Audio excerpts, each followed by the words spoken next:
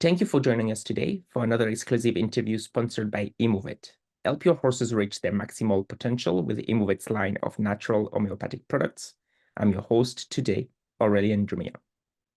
Today, we're thrilled to have George Scott, a distinguished trainer, with us. Join us as we delve into his early influences in horse racing, the journey and training strategies for the talented Isle of Jura, and the challenges of preparing for international events like the Hardwick Stakes at Royal Scot. We'll also explore future aspiration, the emotional bond between trainer and horse, and industry advancement. Stay tuned for an insightful conversation with one of the top trainers in the field. So, George, great to have you here. Lovely to be here. Apologies for the sound quality. I'm just driving, but I'll be back in my office shortly. No worries, all good. So could you tell us a little bit more about your early influences in horse racing? Yeah, of course. I mean, for me, I grew up in the countryside in quite a rural part of England called Shropshire, and my father is a farmer, and I had a kind of a rural upbringing where I was around a lot of livestock, which included horses. I mean, not necessarily race horses, more horses used for show jumping and hunting and things like that. And my love of horses came through that, really, and then that developed into a passion for horse racing. So that's really where it came from. Excellent. What motivated you to pursue a career as a trainer, and how did those experiences, shape your approach? Yeah, I mean, as I said, I love working. I love working with horses, and especially race horses. It very quickly became apparent to me that that race horses stood out from your average daily sort of common horse, if you like.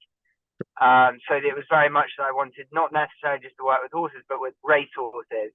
And I've always been very competitive. I love all sports. I love the sort of the team part of sports, the motivational side in sport. And it was a perfect kind of coming together of that, with horse racing brings together that competitive sporting edge, and also the love of working with the animal as well. Excellent. Now, I'd like to talk to you a little bit more about Isle of Jura. Can you share the story of, when you first saw Isle of Jura, either when he was purchased or perhaps when he arrived at your stable for training? What were your initial impressions, and how has your relationship with him evolved over time?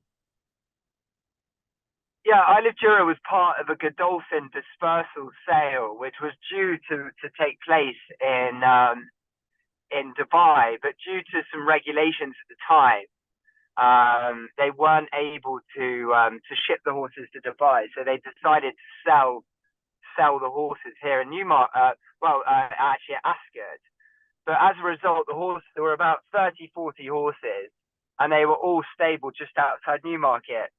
So Billy Jackson Stops, the bloodstock agent, put a short list together, and we went up to Moulton Paddocks and we viewed a few horses. And when we saw Isle of Jura, he'd just run once for Charlie Appleby, and he'd finished mid-div in a maiden, but they'd sent him off a short price favourite.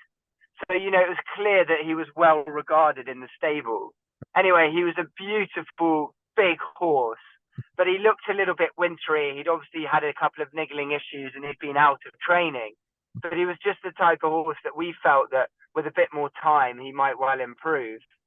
And, I was completely struck by him the moment I saw him. He's 17 hands, got a lovely deep shoulder, lovely hip, loose walk, and was from one of Godolphin's really good families. And we just thought, well, we'd never be able to buy this horse at auction, because firstly, they would never sell a horse like that at auction, and secondly, if they did, he would have been a £500,000 yearling. So we felt it was definitely a risk worth taking. And luckily in Sheikh Nasser, we had a backer, a sporting backer who was prepared to dig deep and give 150 grand for a horse that had been, only placed in a maiden, only mid-div in a maiden. And when he came into my stable, I have to admit, it wasn't plain sailing to begin with. You know, he was a little bit quirky. You know, he was adapting to life back in training, having been out of training. And initially I thought, Christ, we might be up against it here with this horse. But it quickly became apparent that as he settled into his routine with us, that he was a horse that with a really bright future. And we gave him a quick couple of runs, one at Thirsk on very deep ground, which he didn't really like very much. And then one at Wolverhampton to get a handicap mark. And it was apparent at that point that he'd taken a big step forward. And, you know, from then on, he got an opening mark of 71 here in the UK. And he's now rated 112. And, you know, for me, he's a horse that just keeps improving. You know, he's a special horse physically and mentally. And we're very pleased with the progress he's made. Excellent. What are some of the biggest challenges, you face when preparing a horse for international events like, let's say, the Bahrain Triple Crown races or even the Hardwicke Stakes at Royal Ascot? Well, fundamentally, health is the most important thing when training race horses. You know, if you don't have a healthy horse at the start, you really are up against it. So often when you're traveling horses, that's an opportunity that they might well pick up an illness or sickness. So it's very important that we do everything possible that we keep the horses healthy going, once they start traveling. And, it's again, especially when you're traveling, it's about finding a routine that the horse is comfortable in. Obviously, they've got to change an environment, change a stable. They've got a lot of change around them. So it's important to try to quickly get them into a routine that they seem comfortable in.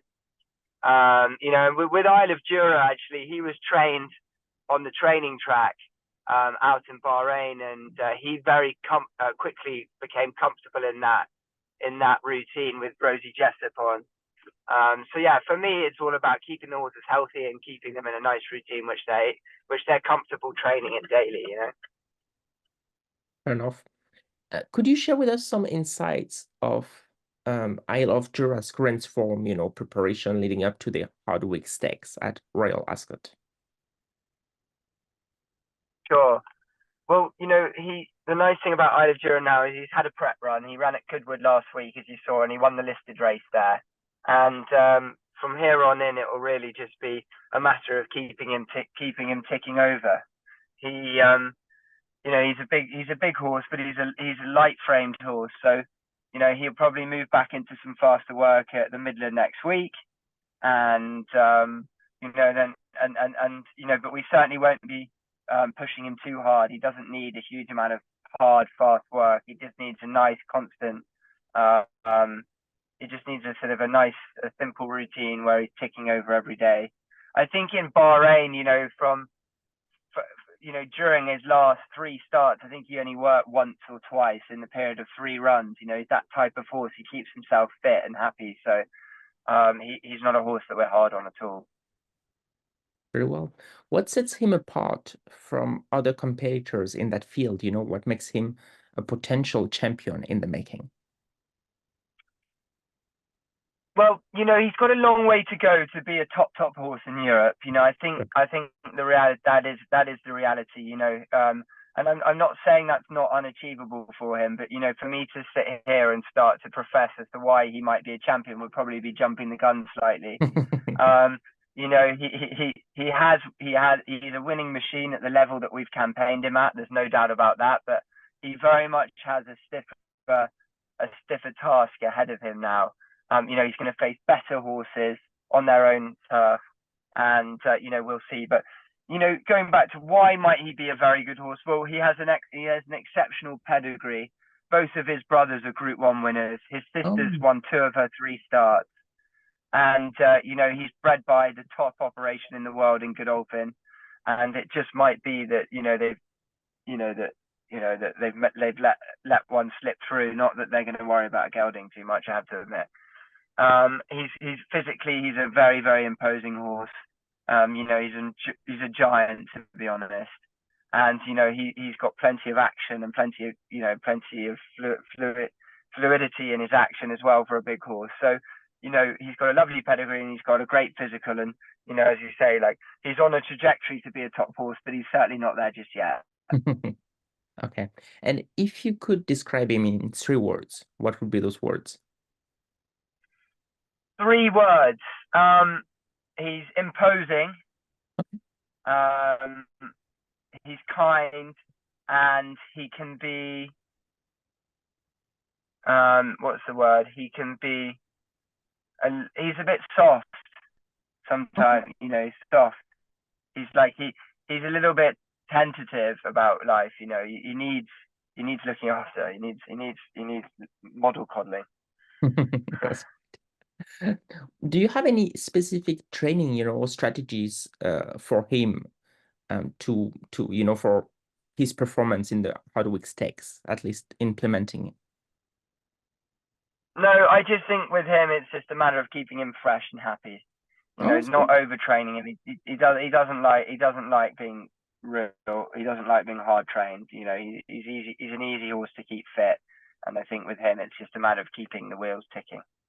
And in terms of, track conditions or length, what suits him better? He wants fast ground for sure. And, you know, he wants fast ground for sure. And it looks like, he looks like he wants 1.5 miles plus. And he loves a strong pace to run at. He's got a really good high cruising speed. He seems to just idle a little bit when he hits the front. So he wants a strong pace, fast ground, and probably 1.5 miles really to see him at his best. Okay. I'd like to mention I'd like to ask you, what have been some of the most rewarding and challenging moments in your career, either with Isle of Jura or even with other horses you've trained? Well, 7 Questions winning the Palace House at Newmarket was a huge highlight for me and the team. You know, it's the race before the 2000 Guineas you know, on our home track. And he's been a very, very difficult horse to manage, and we've worked very hard to get him in the right headspace mentally. So that was a special day. You know, my family were there as well, and you know, it really sort of cemented our great start to the season here in the UK. So that was a great moment. But we've had many low points as well. You know, we slipped back to about 30 horses. We're up to 80 now, but we had about 30 horses 3 or 4 years ago. And, you know, at one point, you know, it really felt that we were swimming against the tide slightly, you know, but we worked very hard and changed a few things and tried to, you know, and implemented a few new strategies and just put our head down and worked hard. So we've certainly felt the hard times as well as the good. You know, there are more hard times than good times, I suppose, in racing. But yeah, so it's very rewarding to now have some good horses here in the barn because we've been through some lean spells in the past. Oh, wow. So it's not all smooth, and evolving positively, I guess. There's ups and downs in that industry. No, not at all. Wow. Yeah. No, it's a brutal industry, to be honest, especially as a trainer, because you know it's you know the buck always stops with you. You know, there's no one else to blame. You know, you got to always work out what's gone on and try and put it right. You know, there's never a moment that you know a jockey turns up and rides the horse and I have to admit I could never be a jockey. I think it's a really hard lifestyle with the traveling and the pressure and the way that jockeys get jocked off on and off horses. But as a train, at least the jockey can get off the horse and get onto his next horse and drive home and not really have to worry about it. But as a trainer, you know, there's always work to be done. Fair enough. Could you share with us any, anecdotes that illustrate that bound between a trainer and a horse, especially with Isle of Jura? I think it's important that you know your horse individually. You know, what's right for one is not always right for the other, and a horse can behave in a certain way, and it can be very alarming for one horse, and the other horse, you know, that's just what they do. So it's just really a matter of trying to understand the normal for each horse, I think, and trying to put a a system in place that suits the horse. So as I said earlier, Isle of Jura is a horse that doesn't want overworking. He doesn't benefit from too much hard work. He doesn't enjoy that. He doesn't thrive on that. So we don't give that to him. So he also loves to be turned out in the pen. He likes to be, and he's soft. He doesn't like change too much. So all those things are part of the makeup of him. It's very interesting. It seems like the work is very specific to each horse, actually. Yeah, for sure.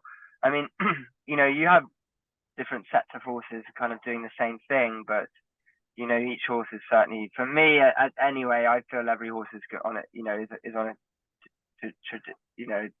on their individual sort of trajectory. And beyond Royal Ascot, what are your future goals and aspirations for both Isle of Jura and your training career? Will you be heading to Bahrain, for example?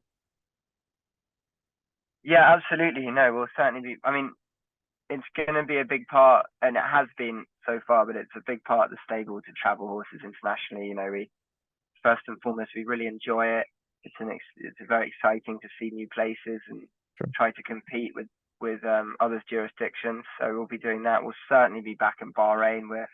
We're already trying to put a squad together for Bahrain for the winter. I'm sure we'll have some sort of presence in Dubai. And Isle of Jura, if I'm being honest, is being aimed at the Melbourne Cup. That's where we'd really like to go with him. So he's got a place in a group race, and I've got to speak to the powers that be in Australia to get him accepted. But it's all about for him. It's all about and for Sheikh Nasser. We'd love to have the horse down in Australia in the autumn. That sounds great. And finally, on to the last question. From your perspective, how has racehorse training evolved over the years? Are there particular advancement or trends in that industry that you find, especially exciting or beneficial? Well, fundamentally, at the end of the day, you're still training a horse to gallop up and down a field, aren't you? That's a real, and that's been going on for hundreds and hundreds of years. But like with everything, sports science has evolved. The feed companies have invested millions to get the right feed, and we also use Equimeter to very, very intensely to look at stride data and sectional timings, recovery rates, and obviously cadence and things like that. So the sports science elements come firmly into racing, but fundamentally, as I said, it's about keeping the horses healthy, running them in the right races, and trying to work out their distance. I think that's really key. Is the distance, is that they run over is. Finding that is a bigger piece of the puzzle as anything. Sure. Well, thank you so much for the interview today, George. My pleasure. Thank you for having me on. I'm sorry you were driving. Hopefully, you arrived safely. Thank God. That's good. No, well, thank you, and I'm sorry if you a little bit in and out. Apologies, that was my fault. Sorry. No worries, no worries. Enjoy the rest of your day. Thank you. Take care. Bye-bye.